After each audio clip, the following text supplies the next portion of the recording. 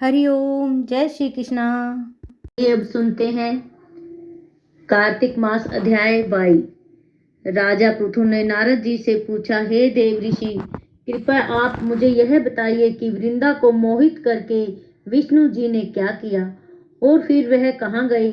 जब देवता स्तुति कर मौन हो गए तब शंकर जी ने सब देवताओं से कहा, हे ब्रह्मादिक देवताओं, जलंधर तो मेरा ही अंश था, उसे मैंने तुम्हारे लिए नहीं मारा, यह मेरी संसारिक लीला थी। फिर भी आप लोग सत्य कहिए कि इससे आप सुखी हुए या नहीं। तब ब्रह्मा आदि सब देवताओं के नेत्र हर्ष से खिल गए और उन्होंने शिव जी को प्रणाम कर विष्णु जी का वह सब वृतांत कह सुनाया जो उन्होंने बड़े प्रयत्न से वृंदा को मोहित किया था तथा वह अग्नि में प्रवेश परम गति को प्राप्त हुई थी।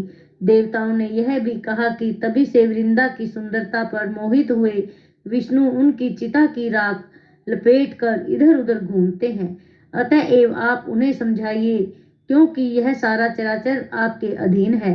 देवताओं से यह सारा वृतांत सुनकर शंकर जी ने उन्हें अपनी माया समझाई और कहा कि उसी से मोहित विष्णु भी काम के वश में हो गए हैं, परंतु महादेवी उमा त्रिदेवों की जननी सबसे परे वह मूल प्रकृति परम मनोहर और वही गिरजा भी कहलाती है। अतएव विष्णु का मोह दूर करने के लिए आप सब उनकी शरण में जाइए। शंकर जी की आज्ञा से सब देवता मूल प्रकृति को प्रसन्न करने चले। उनके स्थान पर पहुंचकर उनकी बड़ी स्तुति की।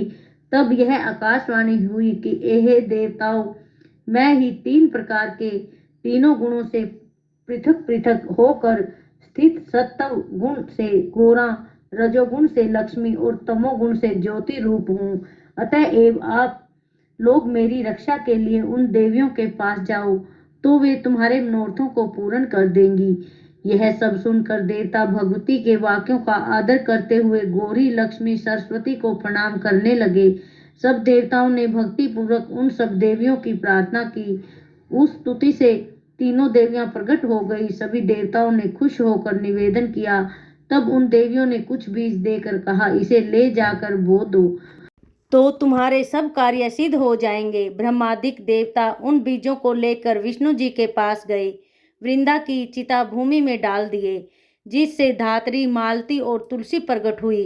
विधात्री के बीज से धात्री, लक्ष्मी के बीज से मालती और गौरी के बीज से तुलसी प्रकट हुई। विष्णु जी ने ज्यों ही उन स्त्री रूप वाली वनस्पतियों को देखा तो वे उठ बैठे, कामासक्त चित्त से मोहित हो उनसे याचना करने लगे। धात्री और तुलसी ने उनसे प्रीति की। विष्णु जी सारा दुख भूल देवताओं से नमस्कृत हो अपने लोक बैकुंठ को चले गए। वह पहले की तरह सुखी होकर शंकर जी का स्मरण करने लगे। यह अख्यात शिव जी की भक्ति देने वाला है। हरिओम। शेष आगे।